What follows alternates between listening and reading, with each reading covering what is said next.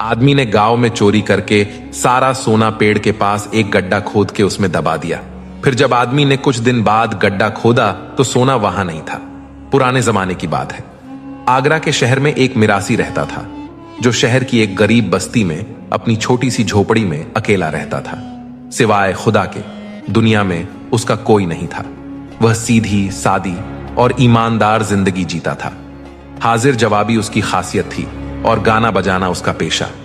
गाने बजाने से उसे कुछ पैसे मिल जाते तो वह खा लेता, वरना भूखा ही सो जाता। इस बार वह दिन भर शहर की गलियों में गाना बजाता रहा, लेकिन किसी ने उसे एक पैसा तक नहीं दिया। रात को वह अपनी झोपड़ी में लौटा और भूखा ही सो गया। दूसरे दिन फिर सुबह सवेरे गाना बजाने के लिए निकल पड़ा। वह सारा दिन आगरा की गलियों में घूमता और अपने हुनर का प्रदर्शन करता रहा, मगर उस दिन भी वह बेचारा खाली हाथ ही लौटा। न तो किसी ने उसे एक पैसा दिया और न ही रोटी। रात को जब वह अपनी झोपड़ी में आया तो भूख के मारे उसे नींद नहीं आई। वह सोचने लगा, गाना बजाना ही तो मेरा पेशा है। अगर इसमें भी मैं कुछ कमा नहीं पा रहा तो क्या फायदा। आखिर लोग मेरे गाने में दिलचस्पी क्यों नहीं लेते। इसी उधेड़बुन में उसे एक तरकीब सूझी। उसने सोचा, हमारे मुल्क का बादशाह बहुत रहमदिल और सखी है। क्यों ना कल उसके दरबार में जाकर अपनी किस्मत आजमाऊं। हो सकता है बादशाह या उसके किसी दरबारी को मेरा गाना पसंद आ जाए और खाने पीने को कुछ मिल जाए। यही सोचते सोचते उसने रात गुजारी। अगले दिन सुबह सवेरे उसने अपना ढोल उठाया और बादशाह के दरबार की ओर चल दिया। पैदल चलते चलते दोपहर हो गई। जब वह दरबार पहुंचा तो उसने दरबान से निवेदन किया कि बादशाह को इतला कर दी जाए कि एक मिरासी अपना गाना सुनाने के लिए हाजिर हुआ है। दरबान ने बादशाह तक खबर पहुंचाई। उस वक्त बादशाह का मिजाज अच्छा था, चुनांचे उसने मिरासी को गाने की इजाजत दी। मिरासी ने वहीं दरवाजे पर खड़े खड़े गाना बजाना शुरू कर दिया। बादशाह को उसका गाना इतना अच्छा लगा कि वह काफी देर तक सुनता रहा। गाना सुनते सुनते बादशाह को अचानक याद आया, मिरासी लोग तो बड़े मजाकिया और हाजिर जवाब होते हैं, क्यों ना इसकी हाजिर जवाबी भी आजमाई जाए। बादशाह ने उसे अंदर बुलाया और उसके गाने की तारीफ करते हुए कहा, अरे मिरासी, तुम तो छुपे रुस्तम निकले। इतना अच्छा गाना बजाना जानते थे तो पहले कभी क्यों नहीं आए। तुम्हारा फन वाकई इनाम के काबिल है। बादशाह ने मिरासी से पूछा, मेरे सिर पर तो इतने घने बाल हैं, लेकिन मेरी हथेलियों पर बाल क्यों नहीं है। मिरासी, जो पहले ही इनाम का लफ्ज सुनकर खुश हो चुका था, चहक कर बोला, हुजूर, आप बहुत सखी हैं। हर वक्त सखावत करते रहते हैं। लोगों को इतना देते हैं कि देते देते आपकी हथेलियों के बाल भी गायब हो गए। बादशाह यह जवाब सुनकर बहुत खुश हुआ। उसने कहा, तुम्हारे गाने बजाने और हाजिर जवाबी ने हमारा दिल खुश कर दिया। इसी खुशी में हम तुम्हें एक बंदर इनाम देते हैं। बस उसी वक्त एक अच्छा खासा बंदर मिरासी के सामने लाया गया, मगर इस शाही इनाम से मिरासी को कोई खुशी महसूस नहीं हुई। वह सोचने लगा, इस इनाम का क्या फायदा जो गम का कांटा बनकर चुभता रहे। वह कभी बंदर को देखता, कभी शाही महल को और कभी खुद को। उसकी समझ में कुछ नहीं आ रहा था। वह भूखा प्यासा बादशाह के पास इसलिए आया था कि खाना खाने को कुछ मिल जाए, लेकिन बादशाह उसके दिल का दर्द न समझ सका। इनाम भी दिया तो ऐसा बंदर जो न तो उसकी भूख मिटा सकता था और न ओढ़ने बिछाने के काम आ सकता था। मिरासी का दिल कर रहा था कि वह बंदर बादशाह को लौटा दे और साफ साफ अपने आने का मकसद बता दे, मगर वह बेचारा डरता था कहीं उसकी यह हरकत बादशाह को नागवार न गुजरे। इसलिए वह शाही इनाम को लेकर घर लौट गया। घर आकर सोचने लगा, बादशाह ने मेरे साथ कितना बड़ा मजाक किया है। मुझे तो अपने खाने के लिए 2 वक्त की रोटी नहीं मिलती, अब इस बंदर को खिलाने के लिए कहां से लाऊंगा। अगर इस बंदर की बजाय बादशाह मुझे 2 बोरी गेहूं, चावल या चने वगैरह कुछ भी दे देते तो चंद दिन पेट भरकर खा लेता और कुछ दिन सुकून से जी भी लेता, लेकिन अब तो यह बंदर जीना और भी हराम कर देगा। यही सोचते सोचते मिरासी बेचारा रोने लगा।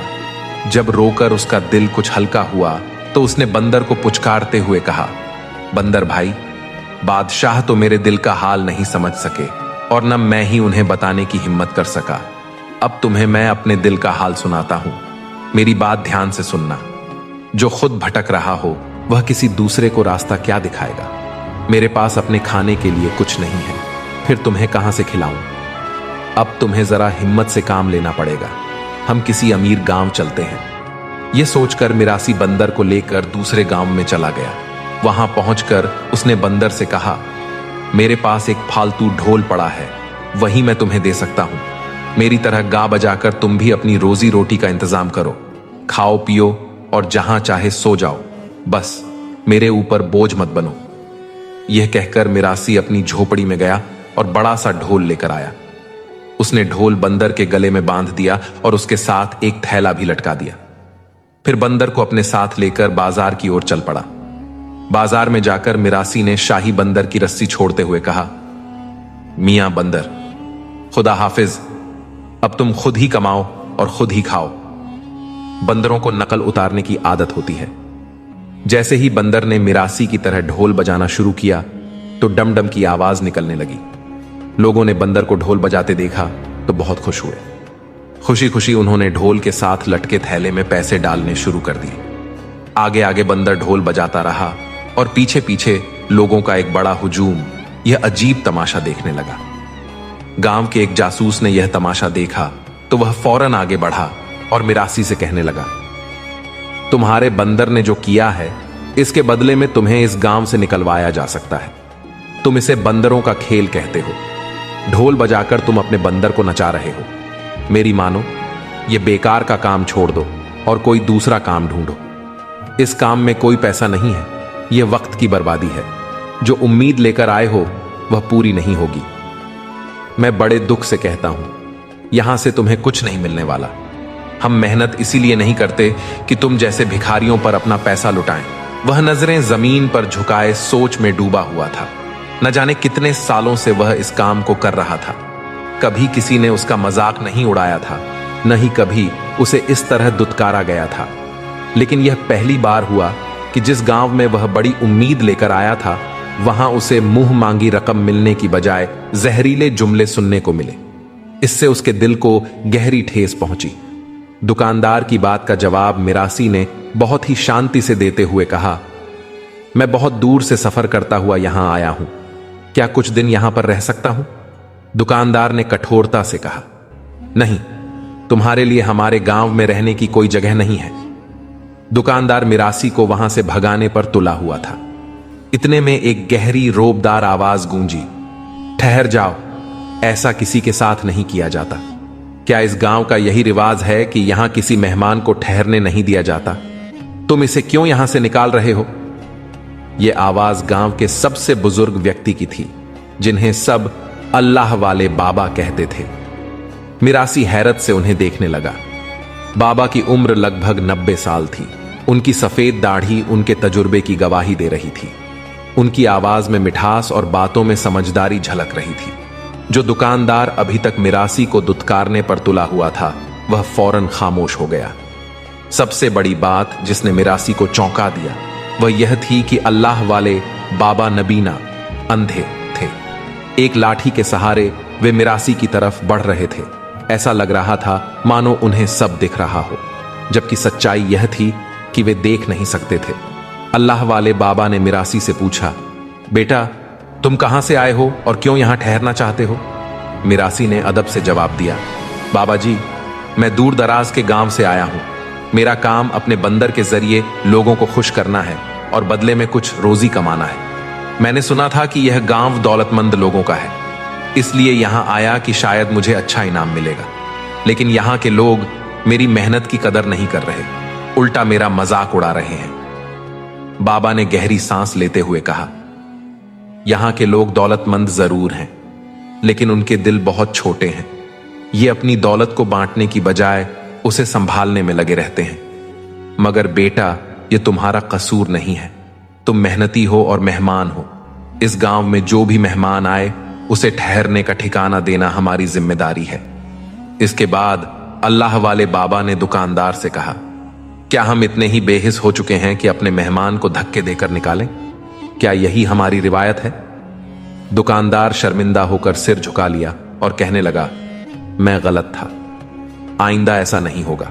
अल्लाह वाले बाबा ने मिरासी से कहा, चलो मेरे साथ। मैं तुम्हें ठहरने की जगह दूंगा। लेकिन याद रखना, यहां के लोगों को खुश करना आसान नहीं है, पर अगर नीयत साफ हो तो मंजिल आसान हो जाती है। मिरासी के दिल में एक नई उम्मीद जागी। बाबा के साथ चलते चलते वह एक छोटे से घर के सामने पहुंचा, जो बहुत साधारण और झोंपड़ी जैसा था। मिरासी ने हैरानी से अल्लाह वाले बाबा से कहा, यहां तो सब लोग अमीर हैं और बड़े बड़े घर हैं, पर आपका घर तो बहुत छोटा है। अल्लाह वाले बाबा मुस्कुराए और कोई जवाब नहीं दिया। उन्होंने मिरासी को अपने घर के पास एक छोटे से कमरे में ठहरा दिया और कहा, यह जगह तुम्हारे लिए है। तुम यहां आराम करो और जितना दिल चाहे यहां रह सकते हो। मिरासी ने शुक्रगुजारी के साथ कहा, बाबा जी, आपकी मेहरबानी। मिरासी ने सोचा कि वह इस गांव में किस बड़ी उम्मीद से आया था और यहां उसे क्या देखने को मिल रहा है। वह सोचने लगा, इस गांव में सबसे मेहरबान तो ये अल्लाह वाले बाबा हैं, पर ये नबीना है, देख नहीं सकते। मुझे कुछ ऐसा करना होगा जिससे मेरा बड़ा फायदा हो।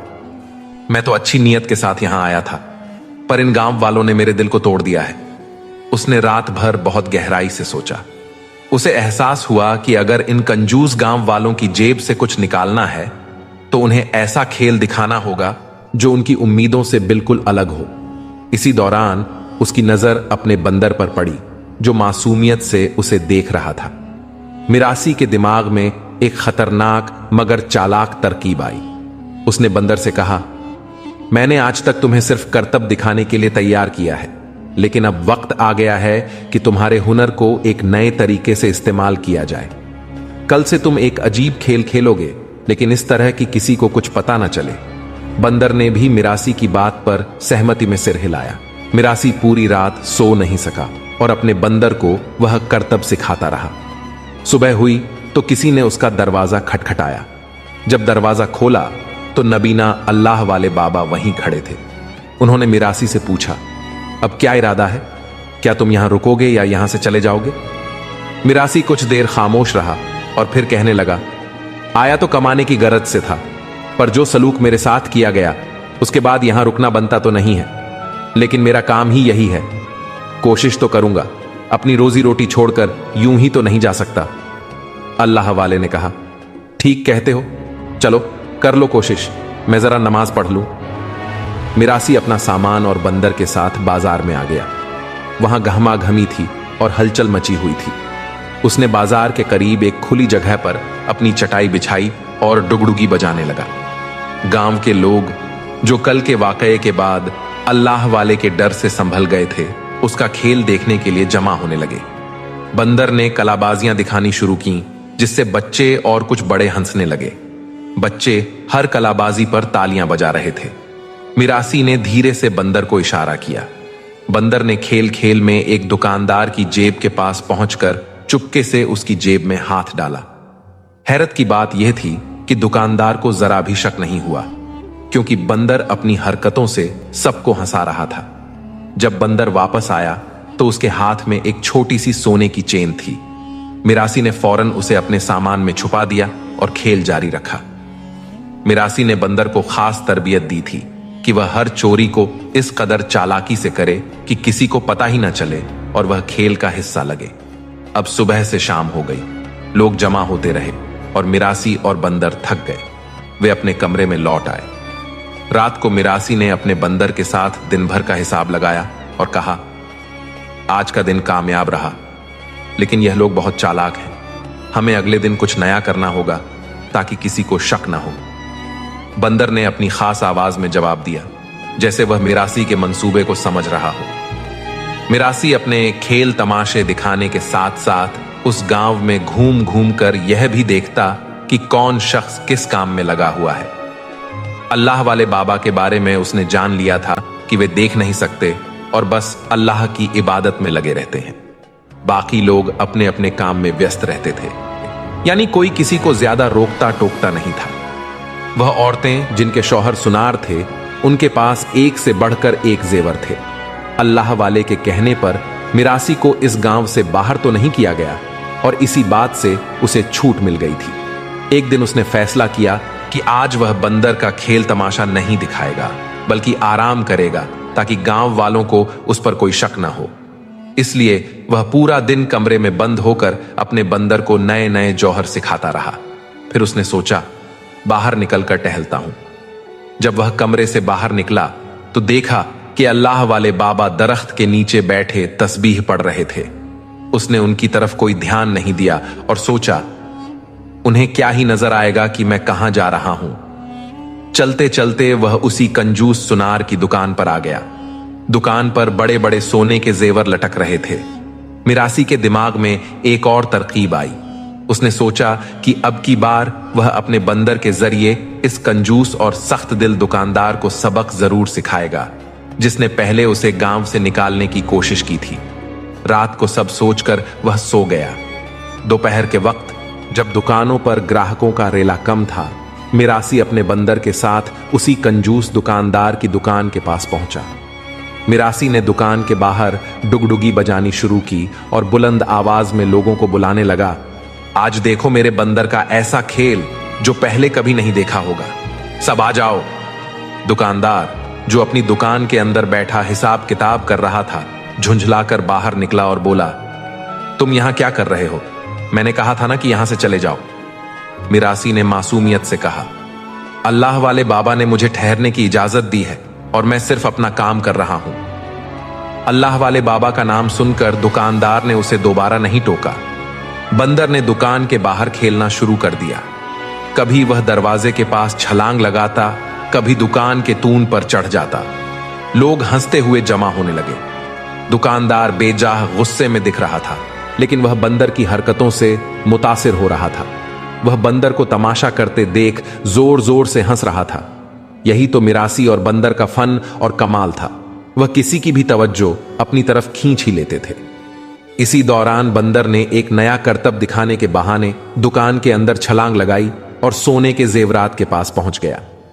दुकानदार को लगा यह महज खेल का हिस्सा है, लेकिन बंदर ने चालाकी से सोने का एक जेवर उठा लिया और तेजी से वापस बाहर आ गया। लोगों ने बंदर का खेल देखकर खुश होकर 2-3 सिक्के मिरासी की झोली में डाल दिए, लेकिन दुकानदार ने एक बार फिर कंजूसी दिखाते हुए कहा, मेरे पास अभी छुट्टे पैसे नहीं हैं, कल दूंगा। यह सुनकर मिरासी दिल ही दिल में तंजिया मुस्कुराया, क्योंकि वह पहले ही दुकानदार की जेब और दुकान से काफी कुछ हासिल कर चुका था। मिरासी ने अपना सामान उठाया और बंदर को लेकर अपने कमरे की तरफ बढ़ गया। दरख्त के नीचे अल्लाह वाले बाबा अब भी तस्बीह पढ़ रहे थे। कुछ सोचकर मिरासी उनके करीब आकर बोला, आपका बहुत बहुत शुक्रिया, आप ना होते तो मुझे मेरा हक नहीं मिलता। अल्लाह वाले बाबा ने उसकी आवाज पर उसकी तरफ मुंह फेरते हुए कहा, हां, जो भी करना सफाई से करना, तुम्हारा तजुर्बा ही काम आएगा। मिरासी ने जवाब दिया, अगर आपकी दुआ रही तो मुझे वह सब कुछ मिल जाएगा जो मेरी चाहत है। आपने कुछ न कहा। वह मुस्कुराता हुआ कमरे में चला गया और दरवाजा बंद कर लिया। रात को मिरासी ने अपनी गठरी खोलकर बंदर की जेब टटोली तो उसमें से सोने के सिक्के निकले। उसने बंदर के सिर पर थपकी दी और कहा, शाबाश, तुमने बहुत अच्छा काम किया। ऐसे ही मेरे सिखाए हुए हुनर पर अमल करते रहो। कामयाबी ज्यादा दूर नहीं है, हम भी दौलतमंद हो जाएंगे। इधर दुकानदार ने हिसाब किताब के लिए अपना संदूक खोला तो उसे पता चला कि एक सोने का जेवर और बहुत से पैसे गायब हैं।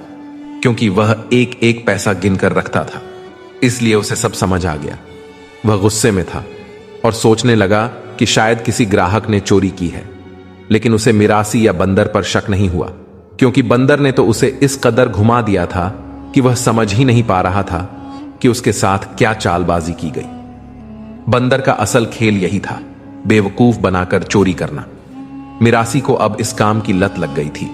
कम वक्त में कीमती सोना उसके हाथ लग रहा था और इस काम में उसे बहुत मजा आ रहा था। जब वह शराफत से काम करता था तो उसे पैसे नहीं मिलते थे, लेकिन अब चोरी करके पैसे कमाने से उसकी जेब भरने लगी थी। फिर भी चोर घबराता तो है ही कि चोरी का सामान पकड़ा न जाए। अब मिरासी को फिक्र इस बात की थी कि उसकी यह कमाई किसी के हाथ न लग जाए। उसने सोचा, मैं इसको कहीं छुपा देता हूं। गांव के चारों तरफ जो घने दरख्त हैं, उनमें से एक की जमीन खोदकर इस गठरी को गाड़ दूंगा। जब गांव वाले सो रहे थे तो मिरासी एक घने दरख्त के पास गया और उसकी जमीन में अपनी पोटली यानी गठरी गाड़ दी। फिर खुशी खुशी गांव वापस आ गया। बंदर का खेल अब चोरी में बदल चुका था, लेकिन यह बात अभी तक सबसे छुपी थी। सुनार की दुकान रोज खाली होती जा रही थी, लेकिन मिरासी पर किसी को शक नहीं हुआ, क्योंकि वह इतनी चालाकी से अपना फन दिखाता कि सब हंस हंस कर लूटपू हो जाते। वही लोग जो बेजार हो रहे थे अब उसके बंदर के आदी हो गए थे, और इसी बात का वह भरपूर फायदा उठाता रहा। वैसे तो उस गांव में कोई भी गरीब नहीं था और हर कोई अच्छा खाता पीता था, लेकिन एक दिन मिरासी ने देखा कि उस गांव के सबसे अमीर रईस की बीवी सुनार की दुकान पर सोना खरीद रही थी। यह देखकर उसके अंदर लालच का तूफान उठ खड़ा हुआ। उसने सोचा, इस औरत के पास कितनी दौलत है, इतना ज्यादा सोना खरीद रही है। इसका शौहर तो सुनार से भी बड़ा व्यापारी होगा। मुझे इसके पास चोरी करनी चाहिए, पर कैसे? पहले इसकी खोज लगानी पड़ेगी। जब उस औरत ने दुकान से सोना खरीद लिया तो वह अपने घर की तरफ चल दी। मिरासी भी उसके पीछे पीछे चलने लगा। उसने देखा कि वह औरत एक खूबसूरत से घर में दाखिल हो गई। मिरासी की आंखें लालच से चमक उठी। उसने सोचा, अगर यहां का माल मिल गया तो मेरी तो चांदी ही चांदी है। फिर मैं यह गांव छोड़ दूंगा और ऐसी जगह गायब हो जाऊंगा कि यह लोग मुझे ढूंढ भी नहीं पाएंगे। उसका बंदर उसके कंधे पर सवार था। जब वह घर से बाहर निकला तो उसने देखा कि दरख्त के नीचे अल्लाह वाले बैठे हैं। पहले तो वह थोड़ा हैरान हुआ कि रात के इस पहर वे अपने घर को छोड़कर यहां क्यों बैठे हैं। उसे वहम हुआ कि कहीं वे उसे देख तो नहीं रहे। वह धीरे धीरे चलता हुआ उनके पास आया और चारों तरफ हाथ हिलाकर अपनी तसल्ली की कि उसे देखा तो नहीं जा रहा। अल्लाह वाले आंखें बंद किए अपनी दुआ मांगते जा रहे थे और मिरासी की तरफ कोई तवज्जो नहीं दी। मिरासी ने चालाक मुस्कुराहट के साथ उन्हें देखा और वहां से चलता बना। अब वह उस औरत के घर के सामने पहुंच चुका था। उसने बंदर को इशारा किया और कहा, जाओ अपना काम करो। उसने बंदर को वह सब करने के लिए कहा जो उसने उसे सिखाया था।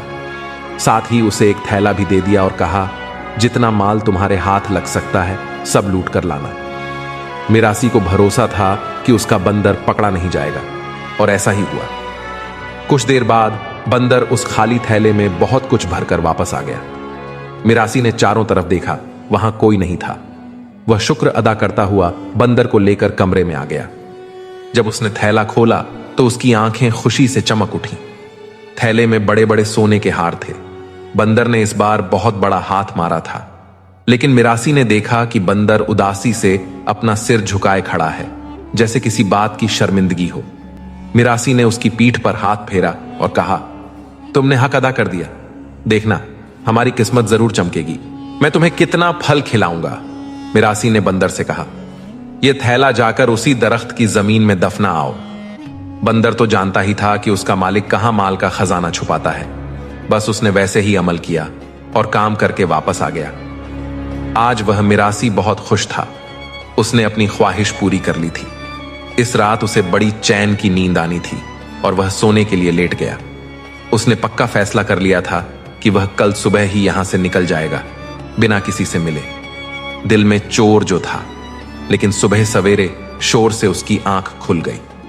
दरवाजा खोलकर फौरन बाहर आया तो लोगों की भीड़ जमा थी और कुछ औरतें रो रही थीं। अचानक उसे याद आया कि रात में जो कुछ उसने किया था, कहीं उसी वजह से तो यह तमाशा नहीं हो रहा। औरत उसी आदमी की बीवी थी।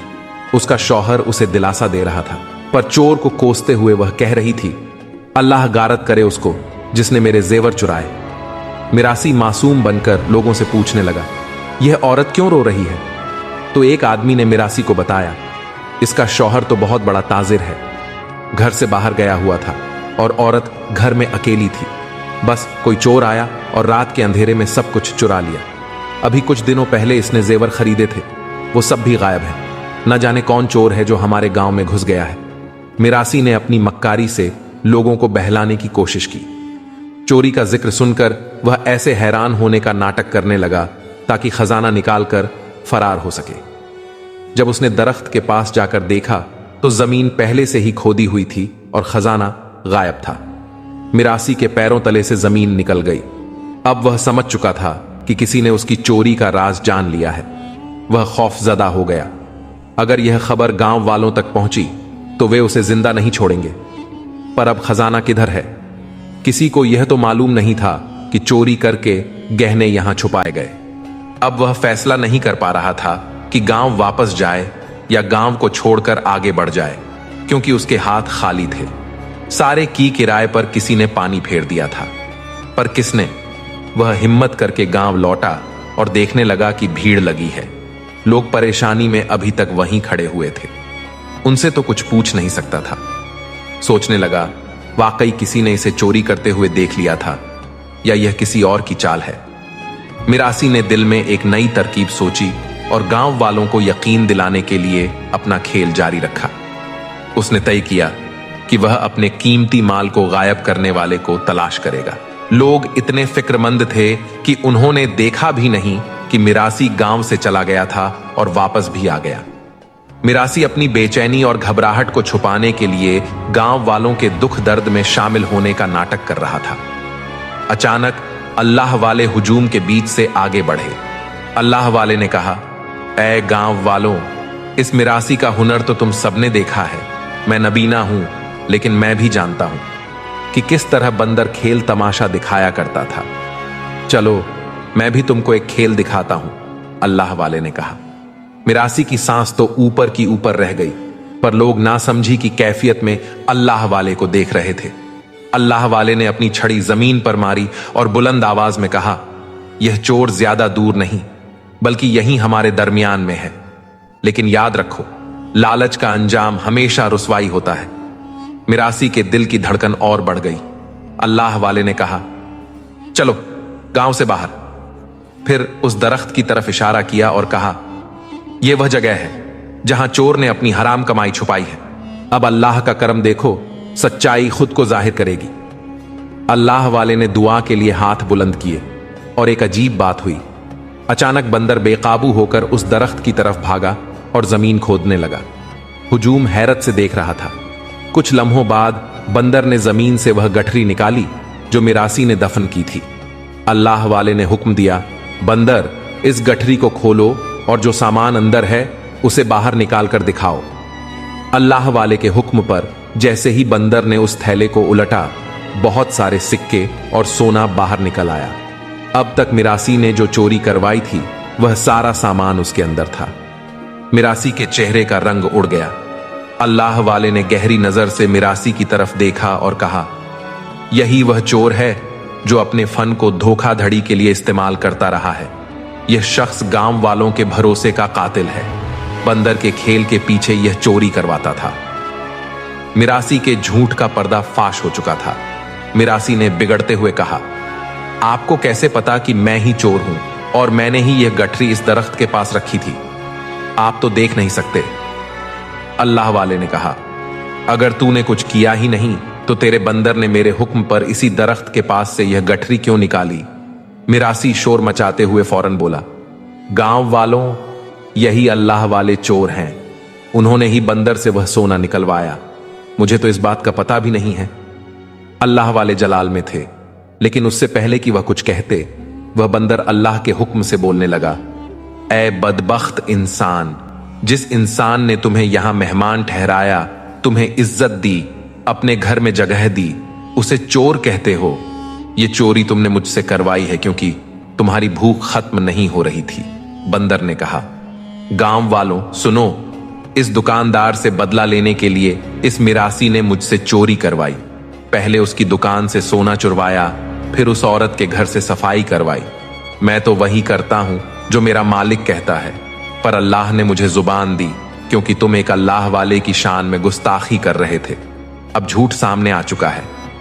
लोग गुस्से में मिरासी की तरफ बढ़ने लगे, लेकिन अल्लाह वाले ने हाथ उठाकर सबको रोक दिया। उन्होंने कहा, यह शख्स अपने लालच के सबब शैतान के रास्ते पर चल निकला। पर तुम लोग क्या कर रहे थे? तुम लोगों ने भी तो कंजूसी दिखाई।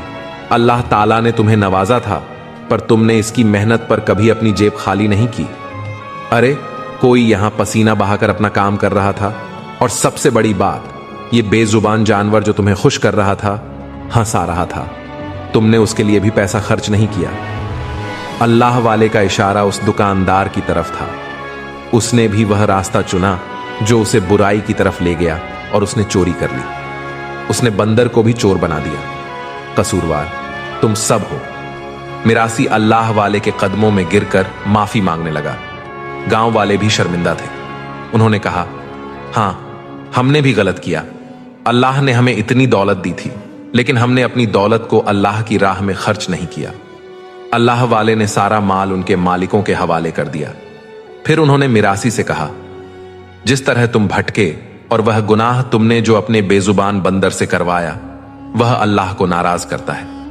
मिरासी ने वादा किया कि वह अपनी जिंदगी में दुरुस्त रास्ता चुनेगा। अल्लाह वाले ने उसे माफ कर दिया। गांव वालों ने उसे बहुत सा इनाम दिया जो उसकी मेहनत की कमाई थी और उसके बंदर का हक था। मिरासी की मक्कारी का खात्मा हो चुका था। वह गांव छोड़कर चला गया, लेकिन उसके दिल में अल्लाह वाले की बातों ने एक नई रोशनी पैदा की। नई उम्मीद के साथ वह आगे बढ़ गया।